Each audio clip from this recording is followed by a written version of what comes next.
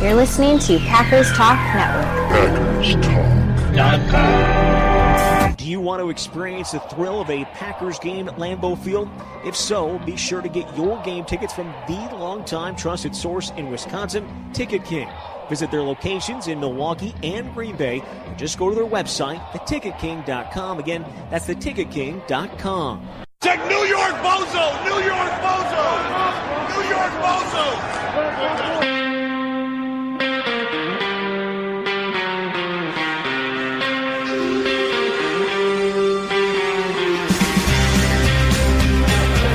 I got to get my biceps a little bigger. Yeah, you can always work on that. Or I could sure use a hot dog with chili. You know what time the game starts? Hey, you got any left-handed footballs?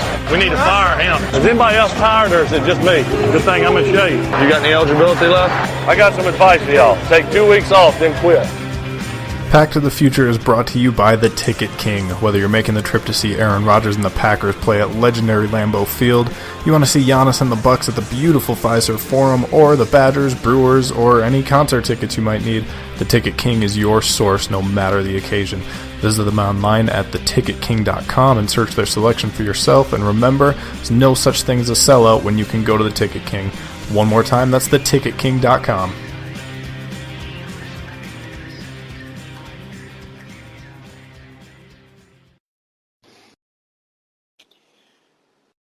Welcome back to another edition of PTTF. I am your host, Duke, and I am joined by Matt. Say what's up, Matt. How's it going, everybody? Man, we are going to be here talking about the showdown at AT&T Stadium with the Packers coming in with a win, man. 34-24 on the road against a 3-1 Dallas team. Aaron Rodgers is still undefeated, including Super Bowl 45 in AT&T Stadium. Matt, what do you think about it, bro? Well, is there anybody more excited than you about this? I mean, living down in Texas and, probably having to deal with a bunch of Cowboys fans down there, really and truly, you're probably more excited than anybody about that. I am pretty much the most excited guy about this win. And I'm going to tell you why, because Wikipedia actually shows that Rodgers is listed as the owner of AT&T Stadium. I have, I'm not a big smack talking, kind of guy, but I did, save a couple Cowboys memes on my phone this weekend. Just some good fun banter and stuff like that. I actually had a watch party here at my house, and I had some family over and some friends, close friends over. And you know what? The truth was that this game for Texas Cheeseheads, Matt, is, I'll call it a mini bowl. It's not a Super Bowl, but it's a mini bowl. I mean, it's a big time deal because we know how much the Cowboys fans loathe to lose to the Packers. Mm-hmm. So, hey, man, the streak is still going. I didn't even tweet during the game. I didn't say much to almost anybody all week. Everybody knew this game was coming. I knew this game was coming. Mm-hmm. I didn't say nothing, man. And I literally told this one guy who's one of the biggest, I was going to say loudmouth, but I'm not going to say that. But I did. Passionate fans that I know about the Cowboys. And I just said, I'm going to let the team do the talking. And that's the right way to go about it. Like, because you don't want to be talking too much trash throughout the week and then have it backfire. Yeah. And at one point, man, it was a 31-3 game. So I think that says enough. But enough about me and how excited I am about this game. Man, Matt, it was a great game. What'd you think about it? Just overall thoughts. It was the first game where I really felt like you saw Matt LaFleur's imprint on the entire game, because I think I've said it week over week. When they got out of their scripted plays, and the scripted plays always work really well, but this was the first week where they got out of the scripted plays and really you could see how well they were moving the ball on offense. They got Aaron Jones involved early and often, and even throughout that entire game, got him involved in the running game and the passing game. I mean, he had 75 yards receiving in this game. I mean, this is something when, Mike McCarthy really didn't employ much in his offenses, and now LaFleur, it seems like a centerpiece, and in a game where Devontae Adams was out with turf toe, it was good to see kind of a little bit of changing in the game plan as far as not really forcing the ball to Devontae Adams as much, really switching it up a little bit more, getting lots of targets involved. Like this was a game where Aaron Rodgers really spread the ball around. I think he got it to 9 different targets in this game. Wow. So really good to see a little bit more creativity out of this offense, once they got out of those scripted plays for sure. Yeah, most definitely. I think something that you said that I loved was, just overall, LaFleur's imprint. This is a team that has creativity up its sleeve. Mm-hmm. I mean, this is, obviously our first year experiencing Matt LaFleur's offense, but we are seeing already at, still the newborn stages of this scheme and everything. We are seeing just the adjustability, the creativity, being able to switch it up and literally do what I think Packers fans have been clamoring for from McCarthy, which is use players to their strengths. Mm-hmm. And they're showing that they can win a game multiple ways. Mm-hmm. Last week, unfortunately was a loss, but they threw it all over the yard. Yeah. This week, it was a win when I don't think a lot of people were giving us too much of a chance. Coming down to Dallas, playing a team that was 3-1. They had, had some tough kind of games on their schedule, but they were looking pretty solid. I'm not gonna knock the Cowboys and say that this was a team that the Packers expected to walk on and dominate for nearly all of 3 quarters. I don't think anybody saw that coming. And so just to see how LaFleur was able to, again, take the strengths and just push it into productivity, man, it was an amazing thing to witness. Well, and then the other thing that people have to keep in mind, and I'm looking at Football Outsiders DVOA right now, the first 4 weeks of the season, the defense that these guys are playing were just outrageous. Like looking at it right now, Minnesota ranks as the number 4 defense, Chicago ranks as the number 5 defense, and Philly ranks as the number 6 defense. Wow. That's insane. You're facing 3 top 10 defenses, then Denver, who's also a really good defense, and Dallas, who has some really good pass rushers and a good young secondary. This is no slouch that Matt LaFleur is basic. You come out 4-1 through those first 5 games. That's really something. And then one other comment on that. Looking at overall DVOA, Packers ranked 9th overall in offense and 9th overall in defense. So we have both a top 10 offense and a top 10 defense right now, and that is something to celebrate right now. Yeah, man. You're gonna hear cheers from my end all year because this was the change that needed to be made, and it's showing up big time now.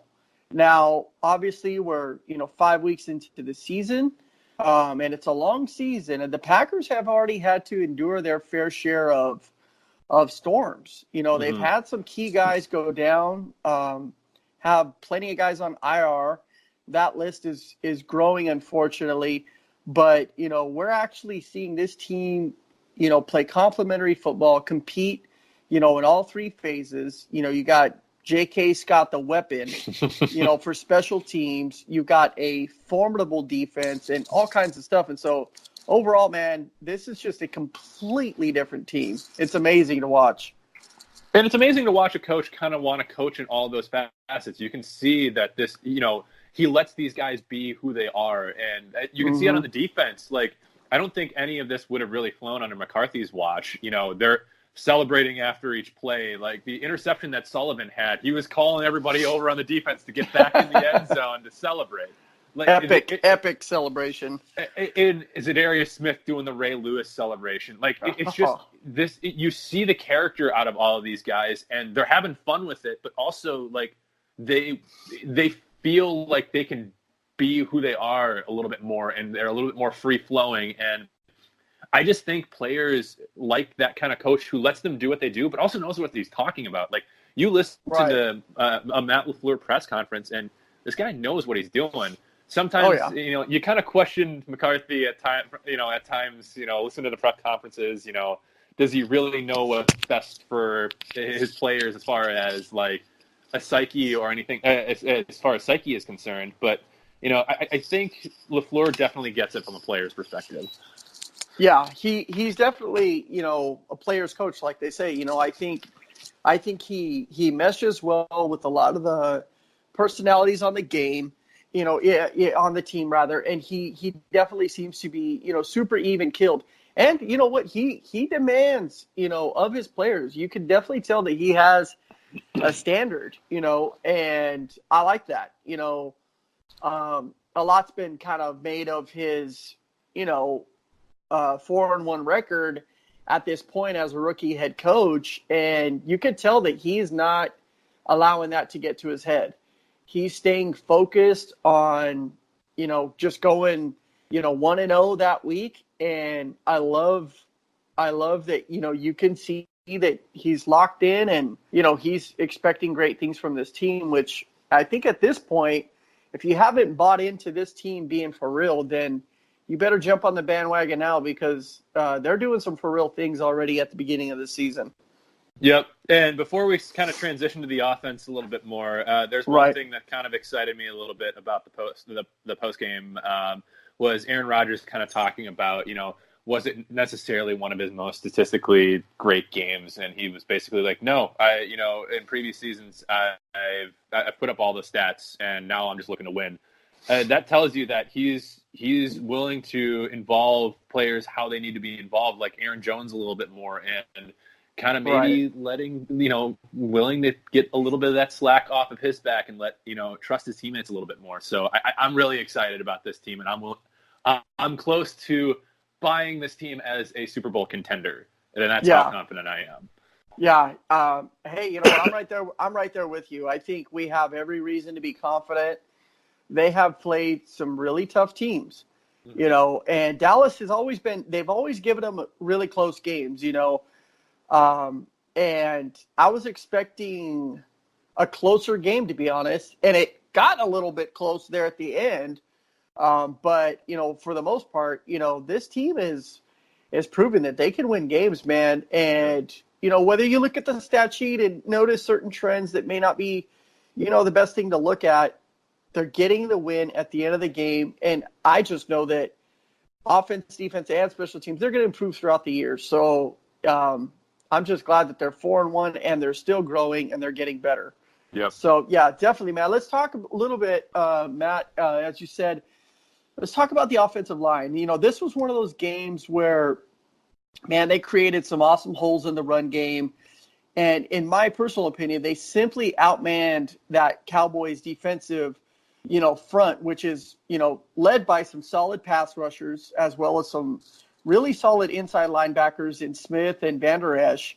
And if there was ever a game to prove that the Packers could run the ball, this was a great test to do so. And I thought they absolutely, proved that they could run the ball against a formidable defense. Yeah, and it was very clearly part of Matt LaFleur's game plan to involve Aaron Jones a little bit more. With the loss of Devontae Adams, they had to have some focal point in this offense, and clearly they identified these. And this was something that I mentioned last week. They kind of moved a little bit more away from the stretch run plays, and I know Brandon mentioned they don't really have the tight ends to really block for this. So I think LaFleur is finally starting to learn the strengths of this offense, and that's very much so up the middle. Elton Jenkins is having a great start to this year, and in relief of Lane Taylor, really is manhandling people in the run game, and is a pretty solid pass blocker. So, and then Yeah, obviously Corey Linsley is a great center. He went down. Lucas Patrick did a great job of filling in for him. That's not easy coming in off the bench like that, and then all of a sudden snapping in a hostile environment, trying to get the snap counts. Being in tune with Rodgers to hike the ball. That's not an easy job for anybody. So the fact that he played as well as he did is astounding. Right. And then, obviously the bookends have had a great start to this year. Brian Bulaga was on the injury report this week, really gutted it out, and still has yet to allow a single sack this year. So I know we were talking about the run game, but, I mean, he's just having himself a year so far. He stoned DeMarcus Lawrence all day. Yeah. Which was, and so did Bakhtiari for that matter, but the truth was that these guys, they played exceptional. I wrote in my notes, Jenkins is a man mover because, he was going to get some tough competition, and, he looks every bit of the second round pick that he is, that unfortunately the Packers fans didn't get to see from the former second round pick, Jason Spriggs. Yeah. And so, different positions, obviously, but Jenkins is turning out to be a gem, man. I mean, these draft picks this year are just amazing. Yeah, and you're really seeing the depth in this draft class. I mean, it's really good to see. You kind of were concerned that they didn't draft a tackle with the injury concerns that Balaga's had over the years. But I can see why they wanted somebody like Jenkins, because he is versatile. So if Patrick weren't able to – if Patrick were really struggling at center, they probably would have moved Elton Jenkins to center and started snapping with him, and maybe moved like Cole Madison in there, or just kind of, switched it up a little bit more. But really, it helps to have – you basically now have a position solidified. Elton Jenkins is your left guard now. He's just played that well. He has solidified that position. Even if Lane Taylor comes back healthy, I know he's on IR right now, but if he does come back with that IR designated for return, I still think he's played well enough to solidify that left guard position. But that brings me to my other point that I want to make. Billy Turner is not having a great start to the year. I know he's one of those Brian Gutekunst moves from the offseason. They paid him a lot of money to solidify either that right guard or right tackle position. He had an okay game yesterday. He was good in the run game, but boy, he's had some real struggles as far as pass blocking. He's let some pressure up the middle, and Rodgers. I think that's why you've seen Rodgers at times get a little bit of happy feet. Is there's a lot of pressure coming up the middle. Right. Yeah, he's definitely been one of those guys that, I think the bulk of his contract was, given to him because of his versatility. Mm-hmm. Not necessarily because he was, a kind of lockdown at either position, but, because he's a solid swing man. And, I think there is value in that. Of course, we know that. But, he's had his moments where he's looked a little overwhelmed. Certainly when he's going up against, some solid rushers. And I think, I'm hoping that he's going to kind of anchor down here pretty soon, because, if LaFleur strikes me as that kind of coach that is literally trying to get the best 11 on the field at all times, and, you remember just a few weeks ago before Taylor was hurt, he had an open competition at left guard, and he flat out said it. And if Turner doesn't, get things going in the right direction, there's going to be another competition at right guard, and, a guy like Madison, may actually push him for that spot. We'll see. But, I think he's had his struggles, but, so far, Rodgers has maintained, healthy. And I think that's the big win out of that situation. Yep. And I think you kind of mentioned on it. They're pretty deep at guard right now. They have a lot of bodies that they can rotate through there. And another thing we kind of mentioned was obviously a lot of guys on IR right now and kind of banged up. It's important to have that kind of depth because there are going to be injuries throughout the year. It's just going to happen. So to your point, having Billy Turner on roster is really helpful. So if Brian Bulaga does go down, I know Alex Light kind of struggled last week in the Philly game. Right. You can kind of move the offensive line around a little bit and see what works a little bit better. So Right. it is nice to have that depth, and that's something the Packers didn't have last year. They did not have a lot of guard depth, and they were trusting, Justin McCrays of the world to really lock down that position. And who was the old Dallas Cowboys guard who I can't think of him off the top of my head, but just a lot of nobodies trying to lock down the right guard position, and now you have a couple of guys who are really solid there. So Right. it's good to have that depth, and I think you're seeing that depth across the roster too, because wide receiver was another spot where we were concerned with Adams going into this game with him being out. Were they going to be able to produce enough on the outside? Right.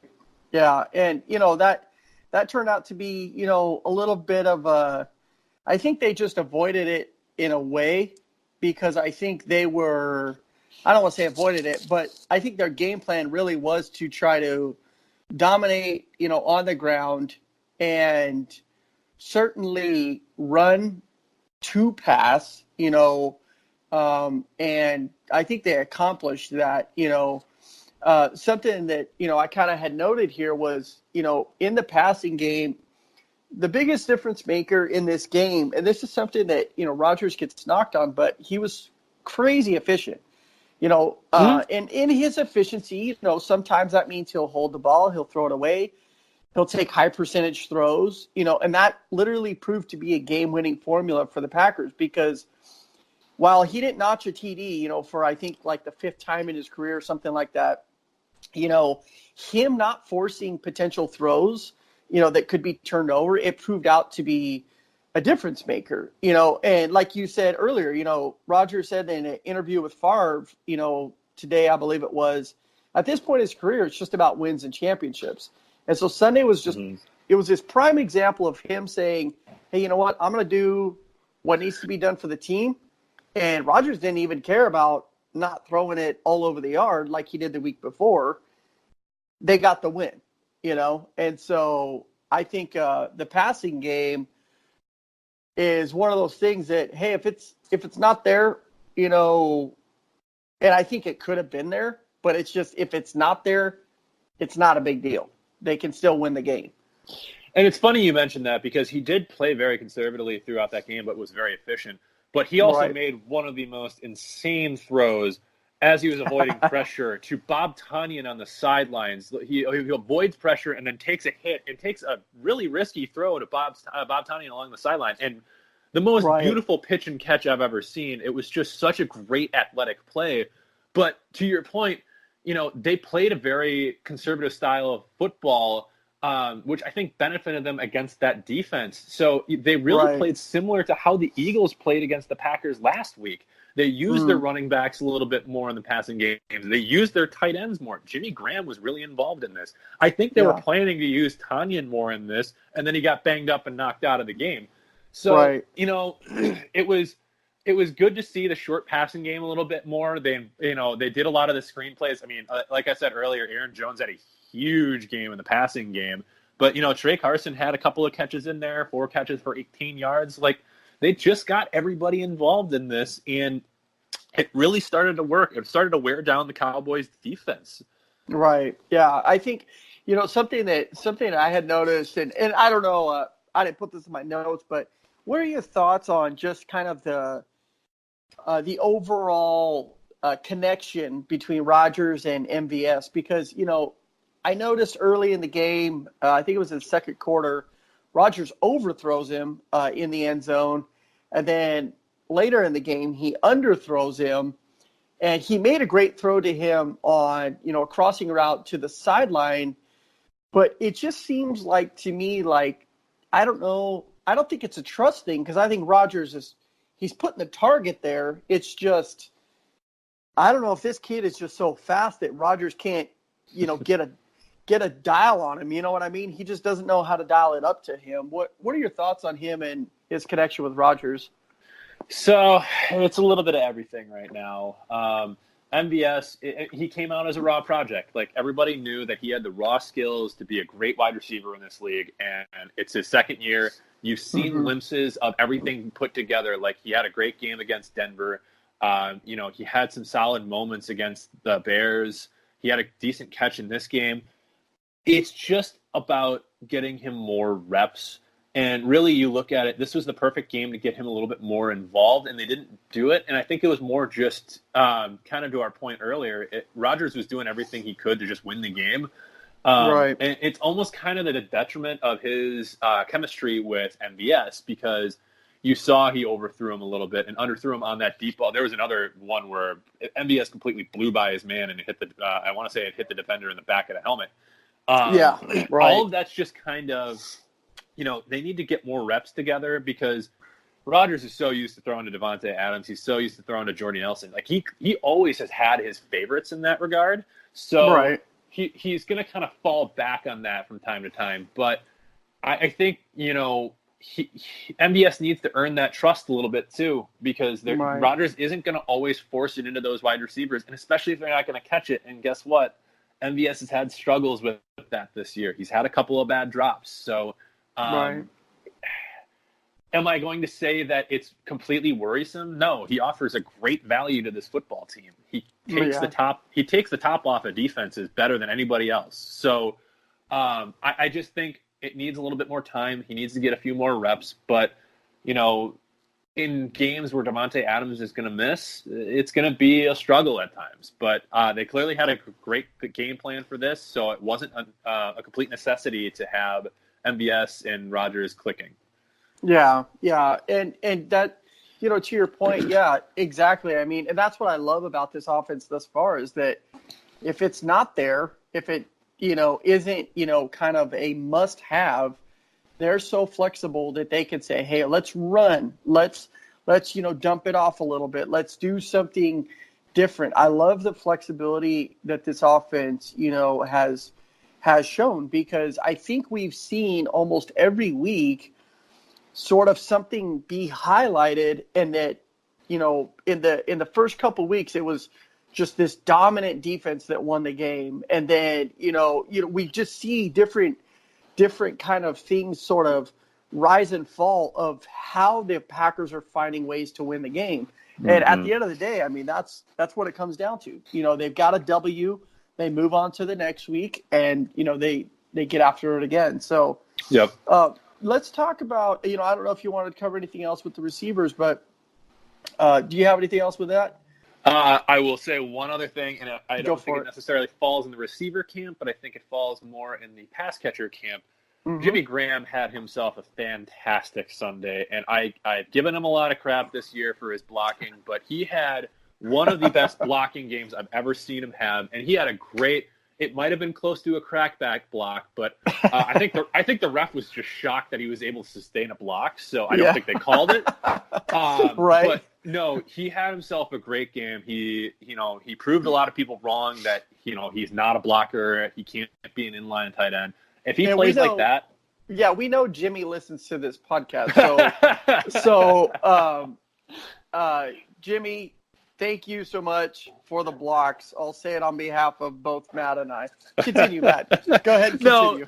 No, but obviously it's not just from us, nobody's on a podcast in the middle of nowhere, but a lot of the national media has kind of gotten on him for his blocking, and he has been the butt end of a few jokes as far as, trying to block Khalil Mack and Daniel Hunter and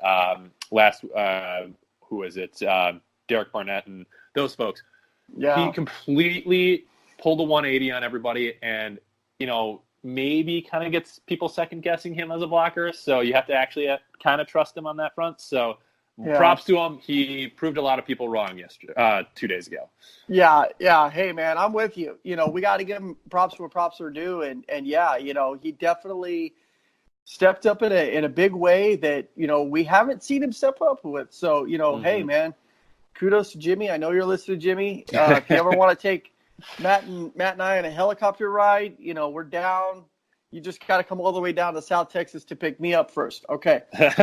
So moving right along, the offense, the offense went through number 33 yesterday. Let's just talk about the other Aaron on the team, Mr. Aaron Jones. He made sure that his second visit to AT&T stadium was even harder to forget than his first. I mean, he notched his, second 100-yard rushing game of the season.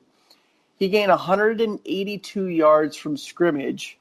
He caught 7 passes for 75 yards, 19 carries for a $107, and 4, Matt, just like the Lombardi trophies, 4 touchdowns, tying a franchise record for the most single-game rushing scores. I mean, Aaron Jones was straight fire. Yeah, and they needed it to be. It was great to see because he was shut down last week against Philly, so it was nice to see a bounce-back game. But I think the most encouraging thing for me was in that Philly game, we didn't see a lot of handoffs to Aaron Jones in the red zone, and LaFleur went immediately to Jones in this game for it. It was great to see because Jones has the ability to make tacklers miss. And it's not necessarily the power that Jamal Williams brings or what Ali Lacy brought a couple years back where you can just bulldoze people on the goal line, but that's still valuable to have there.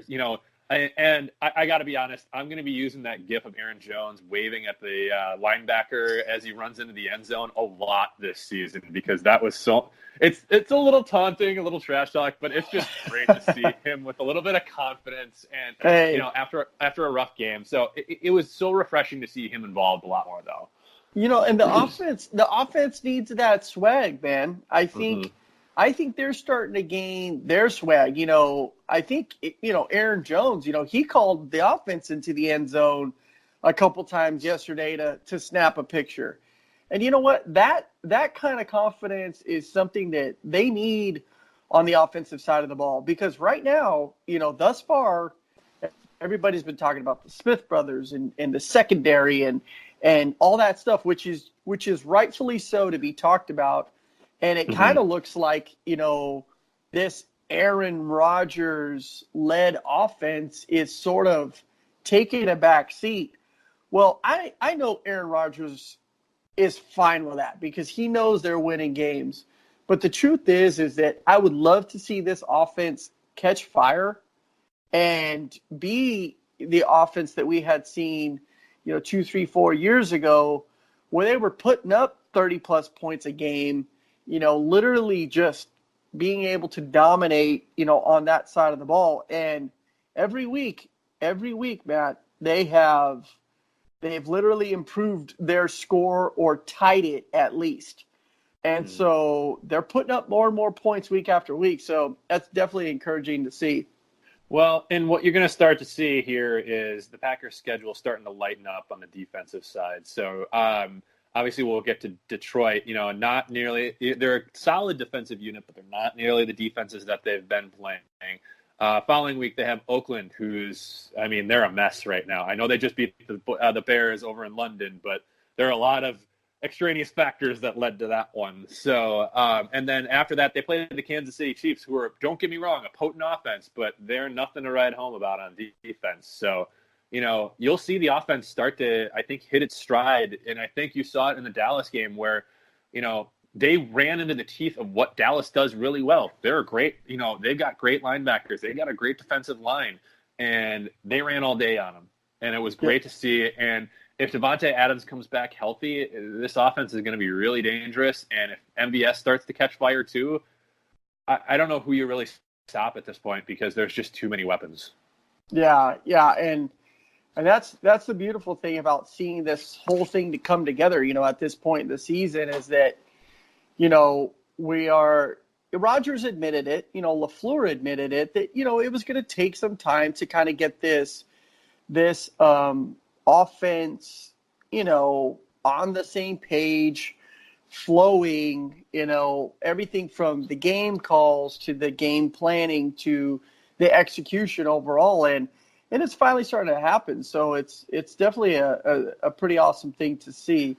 But yeah, man, Aaron Jones, and I know he listens, Aaron Jones, 33 from El Paso, Texas, just absolutely put it on the Cowboys on Sunday, which was, man, I gotta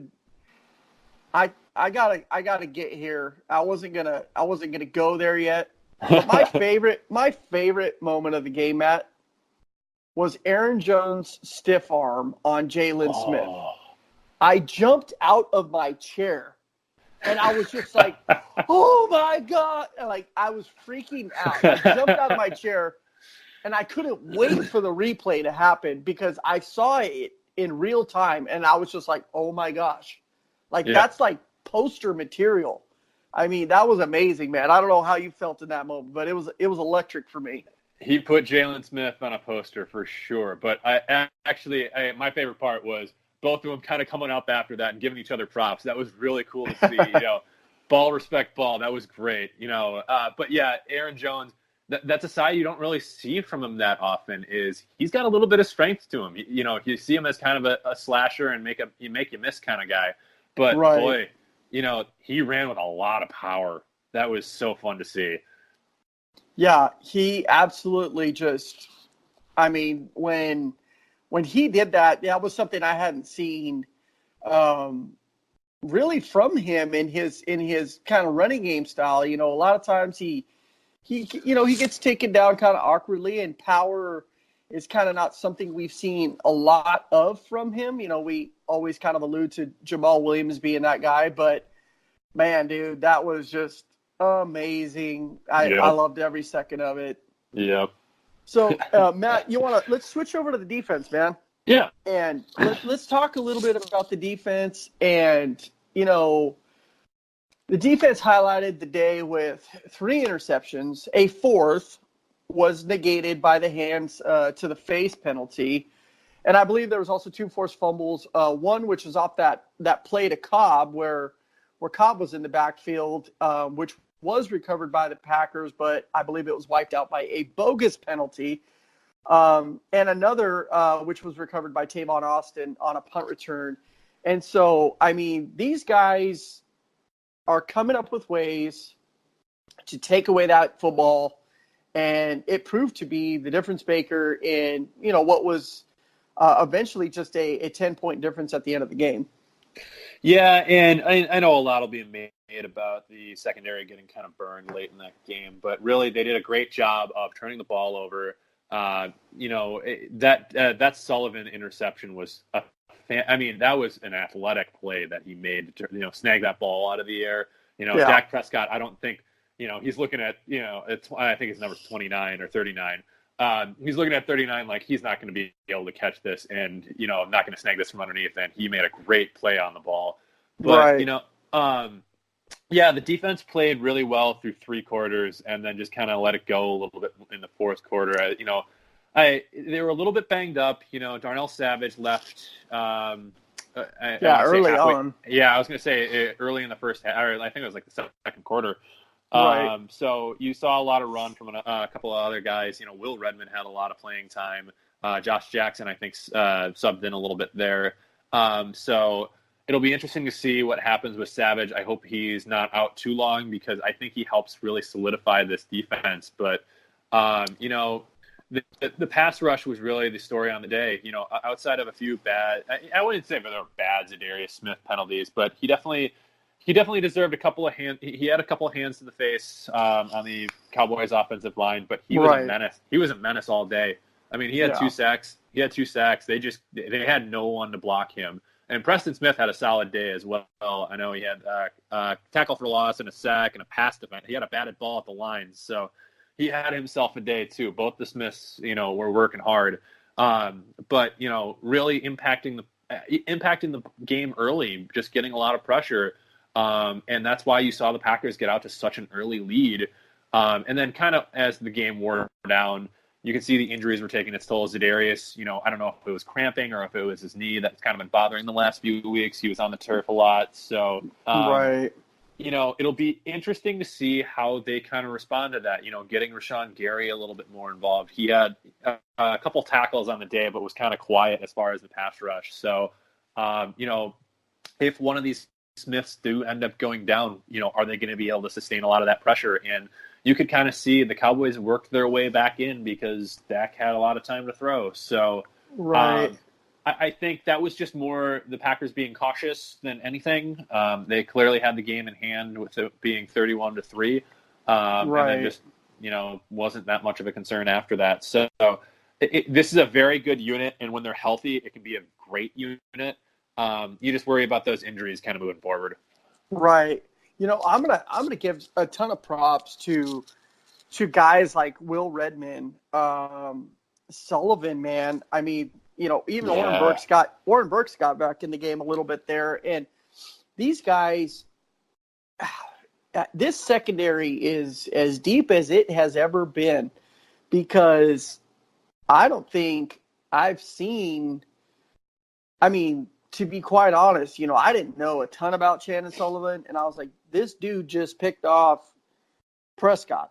Now, I was pleasantly surprised to see that happen. And Redmond, I believe, had got the other interception in the end zone, which was negated by, I don't know what they called on that play. I think it was, I don't know if they said that.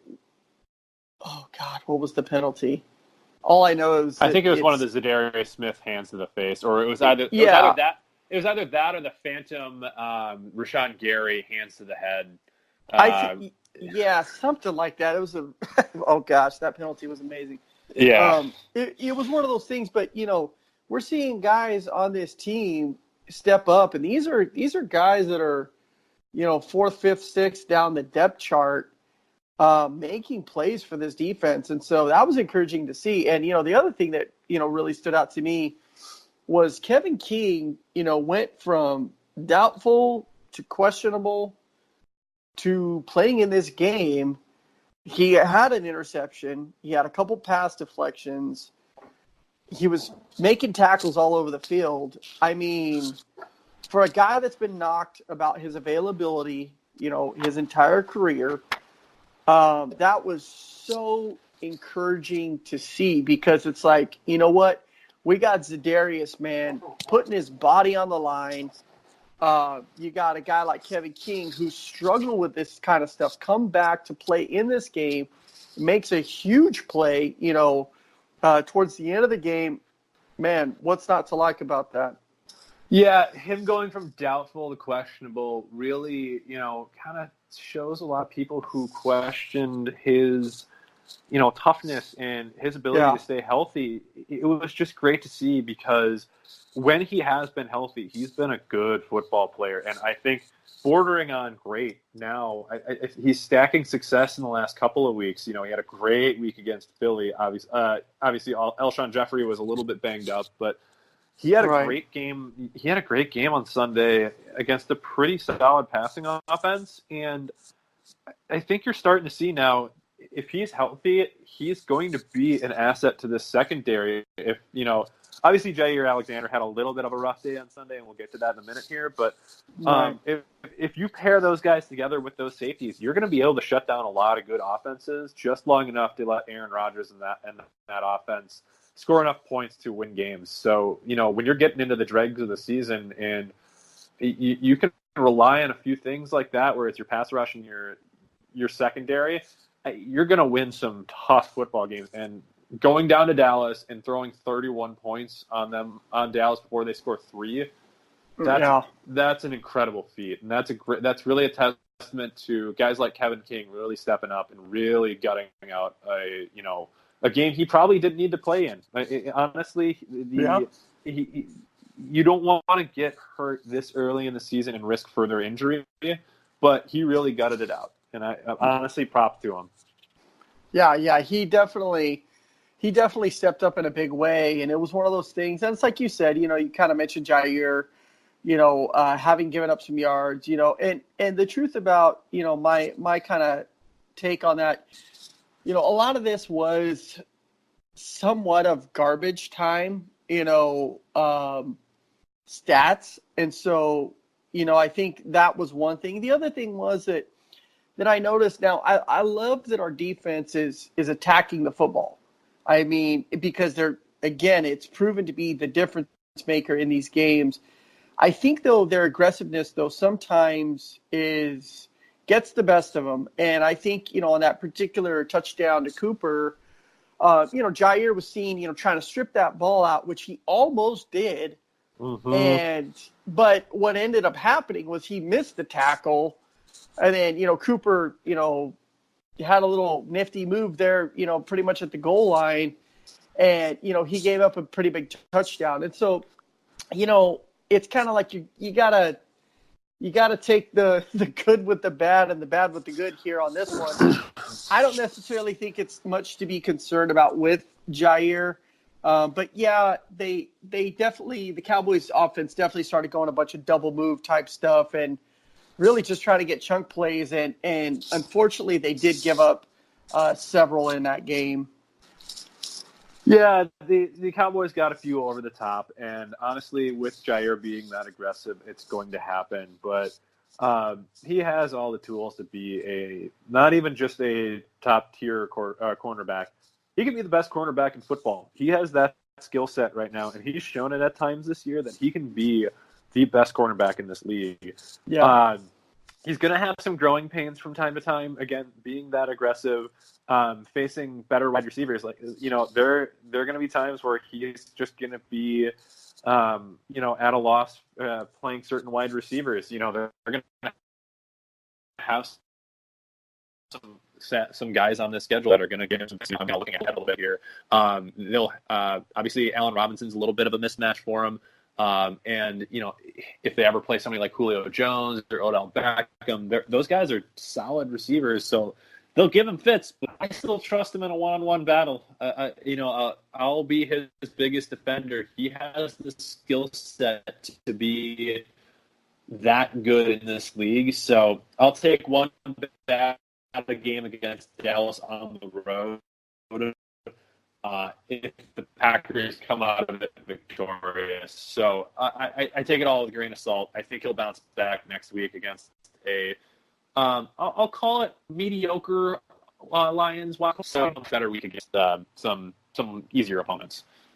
So Zeke was pretty much not much of a factor in this game as I think everybody anticipated him to be. He had 12 attempts for 62 yards, which was a 5.2 average. He had a touchdown, he had a couple receptions, he had a big one, and all things considered, though, he wasn't the star of the show. And I think this was intentional Pettine defense. They said, if we can take out Zeke and if we can really disrupt his game, we're going to make Dak try to beat us through the air, and we're going to make Dak try to win this game. And to be honest, I think the Cowboys fell right into Pettine's defensive game plan, because those 3 interceptions of Prescott and the 3 sacks, that they got on him, that was the game right there. That was the game. And they allowed Dak to put the ball in their hands and basically, win the game that way. So, I didn't think Zeke had all that terrible of a game. It just really, the turnovers, like you said, were just that costly because the Packers got, to a massive lead, and you just can't run the football as much when you're coming back from 31-3 down. So, right. they at that point, you're just basically relying on Dak to try and win you that game. So, I don't necessarily think that Pettine was 100% going against the run and trying to make Dak beat them over the top. I just think that this secondary is that good and this pass rush is that good where it can impact the game that much and force some bad turnovers. So right. I think once it got down to that, they finally just said, all right, you can run all over us. We don't care. We're going to stop you because we're up 31-3. Try and pass against us. And they did successfully, which – I take it with a grain of salt, but honestly, I think Pettine schemed up pressure really well in this early on, and that's what forced a couple of turnovers and some turnovers on some 3-and-outs. So he did a really good job of game planning against this Cowboys offense, but it did really help to have Tyron Smith on the sideline because if you're not able to get pressure from both ends, there were a couple times where both the Smiths were meeting at the quarterback. Like it made a huge difference in this one. Yeah, it was huge, and I think that's it is a credit to, like you said, the pass rush. It is a credit to the corners playing excellent defense. There was some really tight coverage, which I think forced Dak into those moments, like you said, and it was the difference maker in the game. Without those 3 turnovers, the game ended on a 2-possession win. A 10-point game is not much, when you think about it. And the fact that they intercepted him 3 times, that was the difference maker. And those turnovers, him giving up 3, Rodgers giving up none. That's what it boiled down to. And it just showed that, having a quarterback like Aaron Rodgers that will protect the ball is a phenomenal asset to have. Likewise, having a defense that can harass a quarterback is also an awesome thing to have, and it put Dak in those kinds of situations. Me being a Packers fan, I watch a lot of a Texas Packers fan. I live in Texas, and I've watched a ton of Dak Prescott football. I mean, more than most Cowboys fans. and the truth is that Dak Prescott, he's a gamer. He'll put his body on the line to win for that team.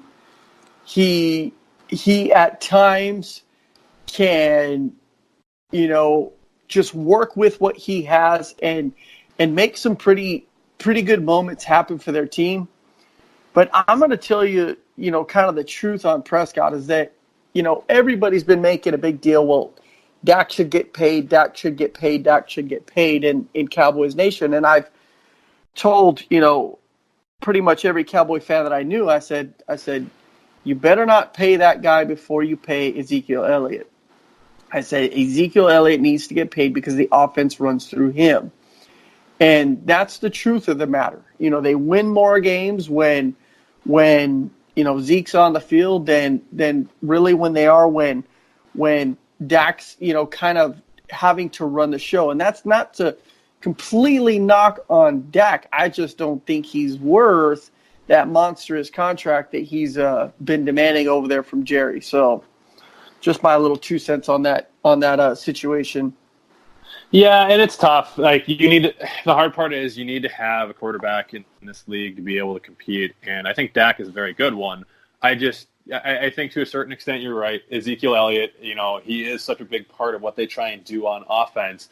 But I think a big thing that happened on Sunday too was there were a lot of injuries on that, in that Cowboys team. So, both the tackles were banged up in this one. So, that played a big factor into this. But I trust you as the resident Texan here in your scouting report of Dak Prescott. So, I think he's a talented guy. I think he can be, what Dallas needs as far as talent at quarterback, especially with Zeke Elliott and with Gallup on the outside, Cooper and Randall Cobb. That's a good offense when healthy and firing on all cylinders. But I don't think he's going to be a complete game changer like Elliott is if you get him going. Right. And for what they do, Dak does it well. You know what I mean? Yes. They are a run-first offense. They do, to be honest, I think what the Packers showed them, the Packer offense, was they literally took their game plan and what they do, which is bully people with the run game, and the Packers said, hey, we can bully you with the run game too. And, I think for what they do offensively, the Cowboys, that's their game. And, Dak does well with what he does. I just don't think he's a $40 million a year quarterback. I've pegged him between the 26 to 28, $29 million mark because of what he does and how the offense, is run. It's not necessarily run entirely through him.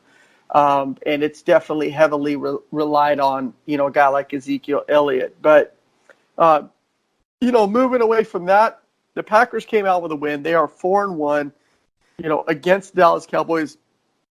Went down to Jerry's World, and Aaron proved once again why he lives rent-free, and guys like, Skip Bayless's head, and Jerry probably has nightmares of Aaron Rodgers in his sleep. I don't know what you think about that.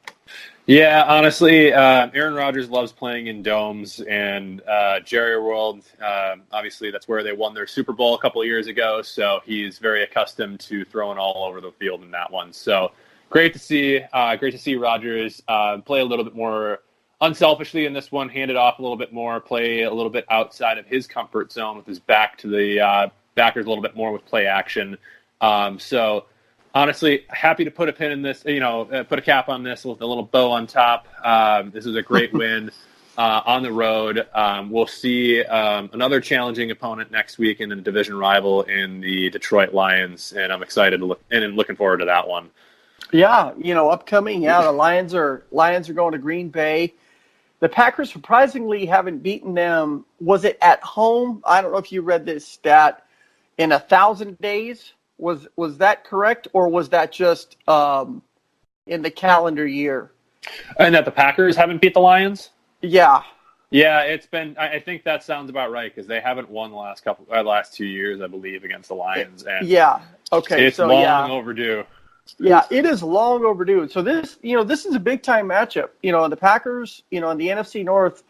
Here's the truth of the matter: they've quickly become the strongest division, I believe, in the NFC and quite possibly in the NFL. With Chicago and Minnesota, both have 3-2 records, and the Lions have a 2-1-1 record, which is good for second place in the division. So the Packers aren't getting any breaks, and this is a must-win game, even early on in the season. I don't know what your thoughts are about that. Yeah, I mean, this is, if the Packers want to maintain the lead that they have in the division, this is the kind of game that you need to win. They beat the two teams that you needed to beat in the Bears and the Vikings, because those were the two teams that probably threaten you most as far as the division lead moving forward.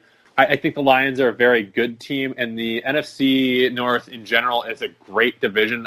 You could argue it's the best one. Honestly, pound for pound, probably the best. It's either them or the NFC West. They've got the Rams, the Seahawks, and the 49ers, who are surprisingly undefeated right now. Right. So the only blemish on there is Arizona kind of struggling through the season. But, this is the kind of game that it's at home. It's on Monday night. It's going to be a lot of people watching nationwide. This is where you kind of plant your flag. This is where you say, you know what? There are a couple, 49ers are still undefeated. There are a couple teams that are, claiming to be the best team in the league right now. I know the Patriots are out there right now with one of the best defenses in the league, but do this in prime time. Show everybody what your worth is. Really take it to a team that you haven't been able to the last 2 years, and show them that you have a newfound defense and you have a newfound offensive mind who's able to create a little bit more mismatches around the field. This is kind of Matt LaFleur's statement game a little bit more than, say, the Bears game was at the beginning of the season, that now you're 5-1 and you've created a nice little cushion between you and the rest of the division, because really and truly, the rest of the division is going to beat up on itself moving forward. And if you start out 5-1, you're pretty much a shoo-in for the playoffs at this point. Yeah, absolutely. And it's crazy because I don't think anybody would have predicted at this point that the Packers now, they kind of actually have a target on their back. And I think a lot of people maybe, kind of thought of them coming into this season as, a team that was going to struggle a lot. There's going to be a lot of growing pains, and the season is still young, and, we may see that happen. But thus far, the way they've jumped out, to currently have a lead in the division, possibly, get another win this coming Monday and get, a bigger lead in the division, man, that's everything that we want to see as Packer fans at this point in the season. A couple tough, matchups, coming up, still up ahead. The Niners, who you alluded to, are going to be one of those. And they're going to be a team that, the Packers are going to they're going to have to go through, and they're just going to have to prove themselves week after week. But I like their chances against the Lions at home. Surprisingly, the only Packers loss was at home.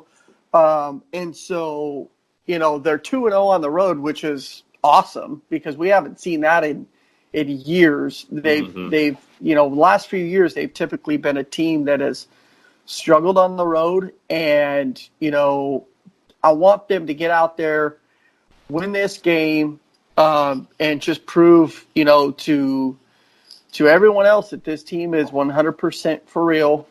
Do you know, side note, do you know if Mike Daniels is playing in this game? I know he was injured. I know he's been banged up. I can't say for sure that he'll play in this one. I remember him walking out of, I think it was the Denver game, and he was banged up in that. So can't say 100%, but it would be kind of a interesting matchup with Mike Daniels facing his old team and kind of wanting a little bit of revenge for getting cut, unceremoniously. But this is really and truly one that I kind of want. I want to see them win for a lot of different reasons, but it's definitely one that I think LaFleur needs to kind of have on his mantle where. And they've had a lot of adversity to start this season. Devonta Adams goes down for injury. They came back from a loss against Philly and went on the road and beat Dallas. Went into Soldier Field and beat a favored, Chicago Bears team. So they're doing a good job of facing that adversity. Now with that, the Packers being favored a little bit more and them being, not being the underdog anymore. And, now they're putting stuff on tape. They can't be as unpredictable as they have been able to be the first couple of weeks.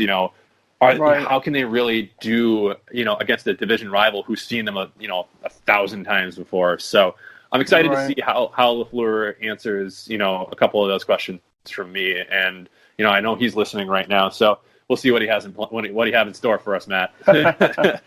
Yeah. I know the entire Packers team listens to our podcast, and so if you have any autograph requests or anything like that, you may as well just kind of get that out in the airwaves now. But if you don't, I think, man, this wraps it up for our Packers versus Cowboys game preview. Man, we came out with a win, Matt.